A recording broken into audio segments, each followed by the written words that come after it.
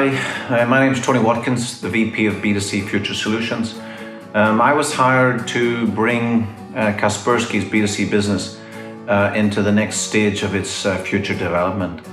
And I'm really excited and looking forward to doing this. I sometimes use the analogy of tuning your guitar as a bit like tuning a business, right? It's never completely out of tune, but you need to do certain things to retune it again from time to time. Because if you're in a aggressive environment, dynamic environment, if you're on stage with a guitar, if you played hard enough, you're going to need to retune it a lot. When you're in a dynamic industry, such as games or even cybersecurity, you also need to retune the business, just exactly the same way that you need to frequently retune the guitar. That's business. A few years ago, when I was working in games, I was invited to make a speech at a conference. They wanted my views on leadership. And I actually thought about this a lot. I even researched this a lot with what other people, business people, considered as leadership. And through my life, I wanted to take an example, and I made what I call as a personal life map. Now, you can only do this really properly when you're as old as I am. And I basically mapped my personal life and my career and understood things that I had done which actually had a significant impact on my direction, the direction I ultimately would take. So I took those experiences into this conference and into this presentation. And in effect, what I understood about myself was these things, these initiatives that I had taken as a teenager to run, as an early 20s guy to pick up the guitar and to learn to play it. I understood that these moments actually were contributing to my own personal development and actually to my own career development. So when I talk to young people, especially teens that are going into university, those that are coming out from university and starting their careers, my advice to them is to think beyond, let's say, a job description. And I class leadership as taking responsibility, or maybe in other words, taking initiative. So basically making a decision to do something beyond what your job description says. And for me, this is both from a career perspective is important. As a manager, I look for employees that take initiative. And I'm more likely to promote and advance employees that try hard. They may fail, because taking initiative doesn't necessarily mean you always get something right, but you want somebody to take initiative as opposed to somebody that basically sits back and is waiting to be told what to do. And so career is one thing, but I think on the personal side, there's another aspect to this. I'm a huge believer in balance. So for me, my balance comes from, for many years came from career and music, for sure. Eventually, that balance moved to, instead of a two-way street, it was a three-way street, because eventually you add the family layer on the top. So you're kind of balancing career, personal, and family. And I do separate personal from family, because I still believe even if you have a family and even if you have 20 kids, you still need your own personal time. And this could be anything. For me, it's a guitar and writing. For you, it could be learning French, Spanish. I tried to learn Russian, but very badly. But I blame my lack of Russian on the fact that I had no space for any more balance, right? I only had music, career, and family. I have no room for language. That's my excuse, okay?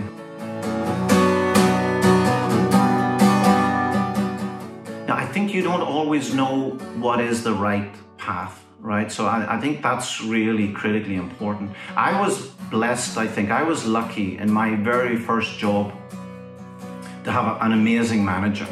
This manager, even though I had him for like a year and a half, he was very much what I call a hands-off guy. He had hired me. He expected me to do the job. He was there to guide me and to motivate me, but he never dictated to me. And I really respected this.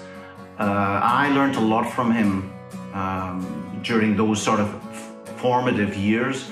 And this is why, as a manager, I also try to adopt the same approach, to not dictate to people what they should be doing. I want people to come with their own ideas and their thoughts, and also I want to learn from them as well. So this is generally my approach.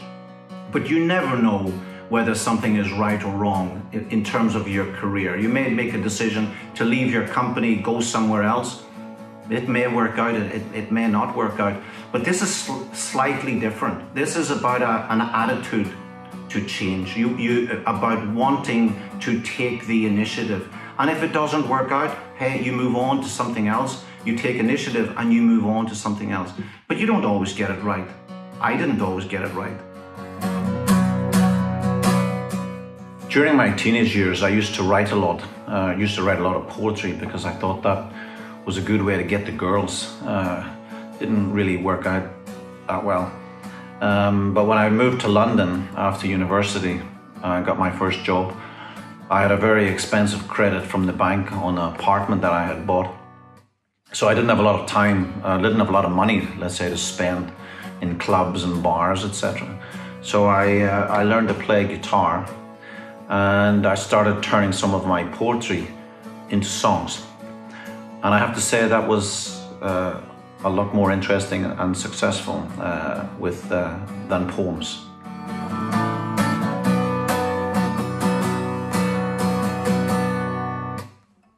At the time, I think several years into my career, I was working in the coffee business, Lavazza Coffee. We were opening the UK branch of Lavazza. And it so happened that the singer Chris Rea was a huge Lavazza fan. And I got to know him.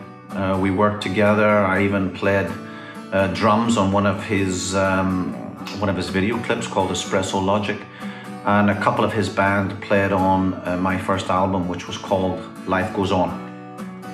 Life Goes On was dedicated to a girl, Christina Carrera, who tragically died from cancer when she was 27 years old.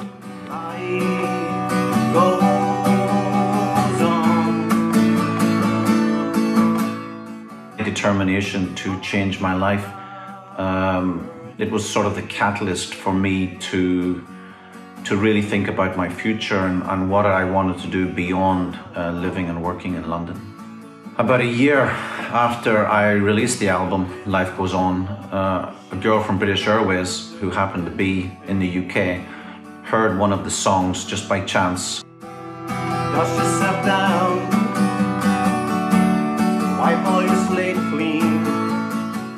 And she tracked me down in London and ultimately invited me to Moscow. And 25 years ago, in August 25 years ago, I came here for 2 weeks, fantastic weather, beautiful, absolutely beautiful. And I was really charmed by the country. Unfortunately, while I was here in Russia at that time, my house was burgled or robbed. And I lost literally everything that I owned in my life.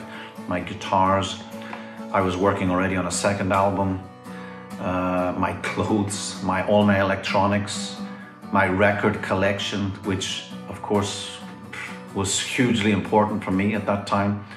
Everything was gone. It was a tough period.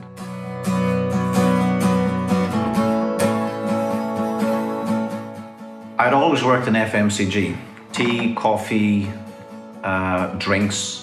So I was the first to bring Red Bull into Russia 23 years ago. I worked on projects such as Russian Standard Vodka. That was a great project. The launch strategy for Russian Standard Vodka is probably one of my favorite projects. I worked on that for 3 or 4 months, just before the crisis of '98. But I decided to come out of FMCG. I was getting a little bit bored with it, to be honest, and I set up my own agency called Matrix 4. And it was designed to work with Russian companies who wanted to grow their businesses, whether in Russia or abroad. In the end, however, I ended up with a lot of clients such as BP, Sony, Wrigley, and several other Western companies. But it would be electronic arts that would bring me back into the world of corporate again. They approached me. They liked the fact that I was a musician. I was already doing many concerts at that time in Russia. And as well as a businessman, of course, which is absolutely the most important requirement. And they thought my experience of both business and entertainment could be very valuable for a company that wants to set up their operation in Russia and basically be the first games publisher to open an office here. Initially, actually, I turned it down, but a couple of months later, they came back to me. I guess they convinced me that this was a challenge that I was looking for. And to be honest, once I made the decision, I never regretted it. I understood that this was a fantastic industry to be involved in. And I really enjoyed it for the 14 years that I spent in it.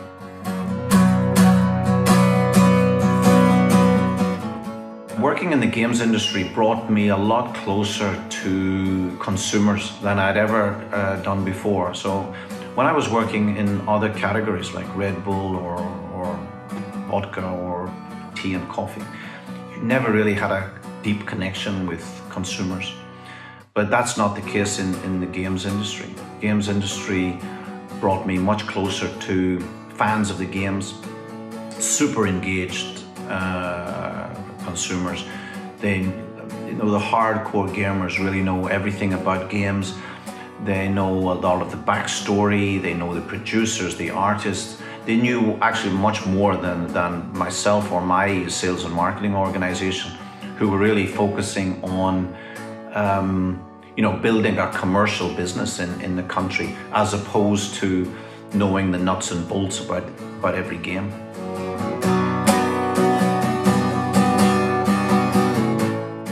We were making sometimes commercial decisions which we believed were right for the business and growing value of the company.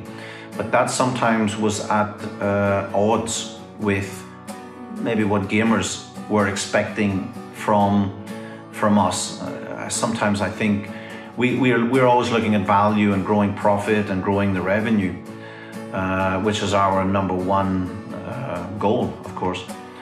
But gamers sometimes, I think, feel that you should deliver the game for nothing. They don't have to pay for anything, etc., etc. So there was, especially in Russia, I have to say, there were a couple of years of moving players from piracy situation where they were basically not paying anything at all to actually having to pay for the games. And we were consolidating community groups so that we could have a bigger relationship with some of the larger communities. And that would sometimes cause a bit of conflict on social media, etc. So I think what it speaks to is the passion of gamers. And I'm a fairly passionate person myself. At least I like to think that I am. And we had some conflicts, I have to say, but nothing life-threatening. But it was interesting, and I always learned from these exchanges of communication with players. It's not something that you see in cybersecurity, at least not yet.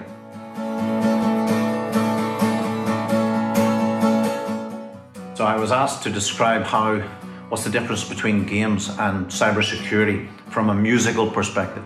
So for me, games is a little bit like this. So.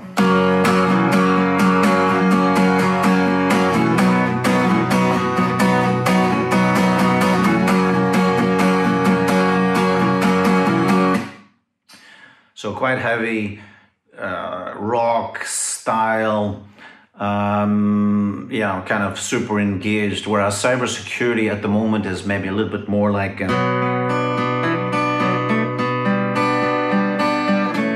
little bit maybe like elevator music. You hear it, you don't pay a lot of attention to it.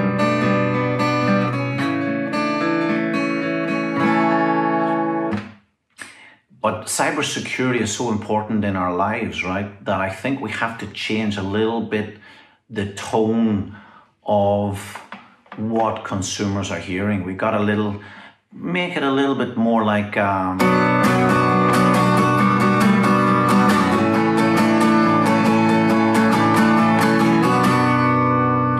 maybe not as hard as the gamers, but it has to be a little bit more dynamic than elevator music, right? So we need to make cybersecurity a much bigger,